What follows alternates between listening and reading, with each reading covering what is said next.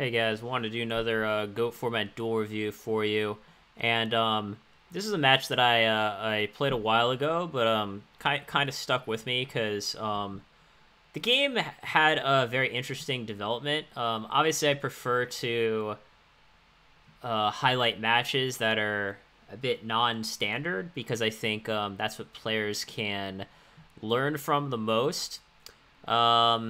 So let's go ahead and get started here. So our opponent is going first. We do not know what deck is on. We are on our, pretty much just normal Thunder Dragon Chaos deck.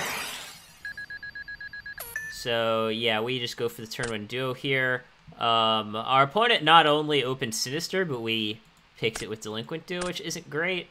So you've seen Sinister and Dakoshi, so at this point you're thinking, okay, probably some kind of mirror. Here I just set all my cards, and in draw phase, we just Wing Blast this monster. Of course, we don't know what this monster is. It could be Dakoshi, could be Spy, could be Sanguine. But I just want to get it out of the way so that we can resolve our Magician of Faith. Fine discarding the Heavy Storm because we have MST anyways. Of course, the fact that our opponent has Sinister when our game plan was basically to double duo our opponent isn't great. Obviously, if our opponent did not open Sinister, we would be in a much, much better position. We draw into our own Sinister. Doesn't really help us yet, could definitely help us later. I decided duo here, obviously knowing that, we are going to get rid of the Sinister, but we'll get rid of some other card too. Essentially 1-for-1 trade gives us more information. And our board is a bit vulnerable here, so I do decide to set my own Sinister. Presumably, if our opponent had cross out last turn, he would have used it on our set Faith. So I'm not super worried about cross out necessarily. Although, of course, he could top deck it. So our opponent resolves Spy. Spy is not really a big scare card in the mirror, so we're fine with that. I do decide to end phase MST. You could debate holding it as well, since, we're not super concerned if this is like a Raigeki break and he uses it on our Sinister, but I just decided to end phase it thinking, okay, maybe we'll draw something nice here.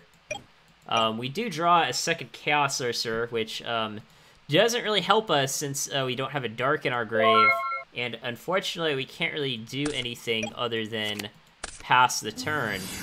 And now our opponent summons Spirit Reaper, which, so far, you've seen Spy, Dakoshi,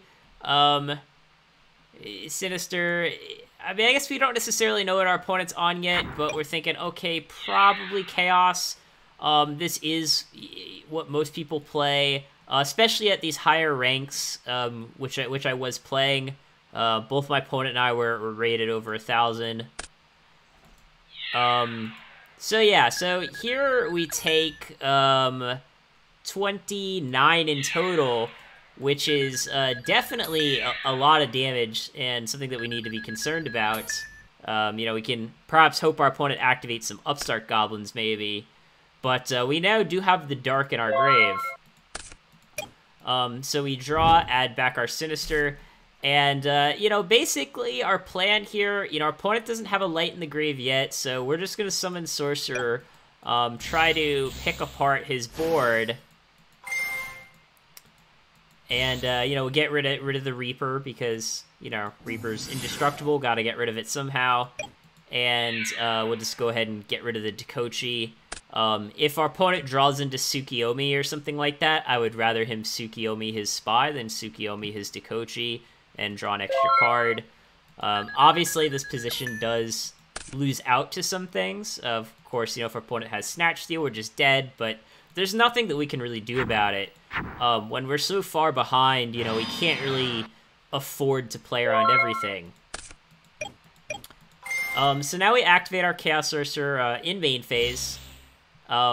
Yeah, our opponent's monster could be Knight Assailant, so we want to do this in main phase before we attack with Warrior Lady. And so here's where the game starts to get very interesting now. So we attack this Magician of Faith, and our opponent doesn't really have any great spells, right? He's got Heavy and Book. Everything that our deck pretty much runs is chainable, so Heavy isn't even a very good card against our deck. And of course we have nothing set right now. But he decides to get back Heavy anyways. Of course he doesn't know our exact list. Maybe he thinks that we're playing a lot of Mirror Forces and Sakuretsu Armors, as some Chaos decks do. And here I actually decide to banish, which is kind of the play that I want to talk about. So something that's kind of important for GOAT format, and this is kind of I think sort of a lost art in modern formats, is that, everything that your opponent does, of course, gives off some sort of information. And in some cases, when your opponent doesn't do something, that also gives off information.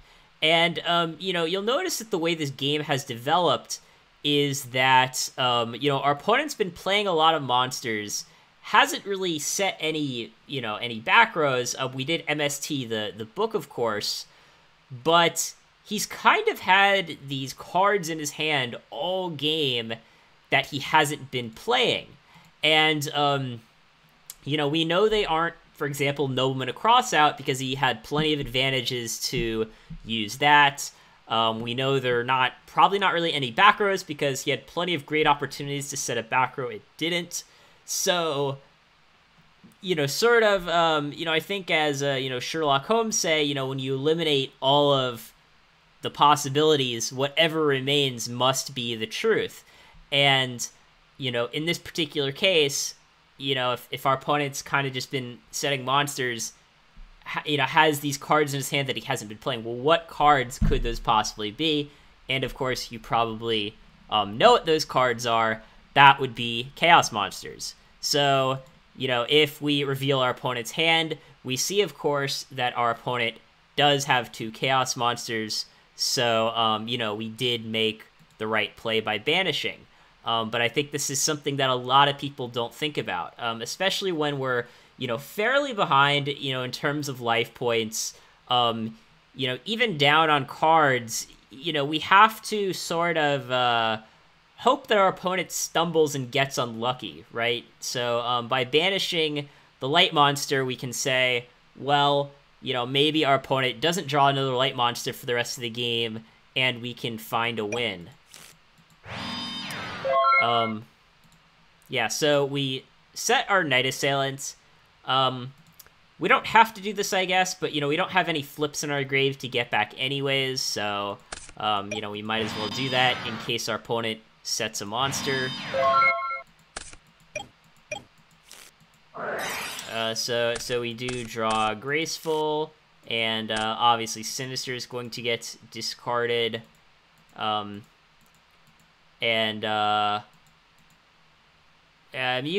definitely want to keep the Tsukiyomi, because, we can activate Knight Assailant, and Tsukiyomi our Knight Assailant, and we have a flip to go with it. I would probably just discard the Thunder Dragon here. But yeah, we do decide to discard the Thunder Dragon. Again, we're gonna main phase that Sorcerer. We're going to Knight Assailant, pop the monster. Unfortunately, it's a Sinister Serpent. We did know that he has Serpent, but, we figured maybe if he, I don't know, top decked something like, a third Dekochi or a third Spy, maybe he would set that instead, perhaps. So we do poke with the Assailants, flip down our Assailants, sort of reset the position here. And, soon we have an opportunity to start dealing some damage. If our opponent continues to draw bad, then obviously we can sort of come back here. So yeah, that's exactly what we do. I decide to just attack with 2 monsters. Tsukiyomi our Assailant, and drawing this Wing Blast, I mean, this is one of the best possible draws here. We have a free discard with Sinister, but additionally, you know, we're not stupid here. We know that our opponent's kind of stuck on some dead cards, and you know, again, we want to press that advantage as long as we can. And you know, one thing we could do here, potentially, you know, we know our opponent has you know, Heavy Storm. Perhaps Heavy Storm is what's set here. We could chain our Wing Blast on the spell or trap, you know, chain it to Upstart Goblin, basically force him to draw that card again. But of course, just waiting is also fine. And here, I guess I just decided to let the Knight Assailant resolve, not get not get too greedy, I guess. You know, we know our opponents took this Sorcerer hit the last turn, so we figure, okay, he'll probably also take the hit this turn. And, yeah, we just want to set something to loop with Tsukiyomi. Dekochi, you know, probably better than Spy. So I do decide to Wing Blast the monster. Unfortunately for our opponent, he has main deck Decree, which is interesting. So he's playing, like, Reaper and Decree. But, yeah, we decided to just draw a card here. And, yeah, I decided to just go for the card destruction. And the reason why is because I go, okay, you know, our card destruction is going to draw us 4 cards. And if any one of those cards is a Nobleman, a Crossout, or a Blackluster Soldier, that's just guaranteed game no matter what, right? Because I figure, okay, you know, he played 1 Spirit Reaper. His set monster could be another Spirit Reaper. And we do see, of course, now, oh, he had 3 dead Chaos Monsters in his hand the whole game. But yeah, I decide to Pot of Greed here, and I just go for game. And our opponent concedes. So yeah, very, very interesting game. You know, what I like to try to tell people is that Chaos Mirrors are really all about, all about position. I know position is like a little vague, but you know, position in terms of the graveyard, you know, your ability to play cards versus your opponent's ability to play cards. These decks, you know, with a bunch of Thunder Dragons and Chaos Monsters can draw dead sometimes, so recognizing that your opponent has bricked and capitalizing on it is a very important part of beating that deck, regardless of what deck you're playing. So, yeah, let me know what you guys think in the comments, and I'll see you next time.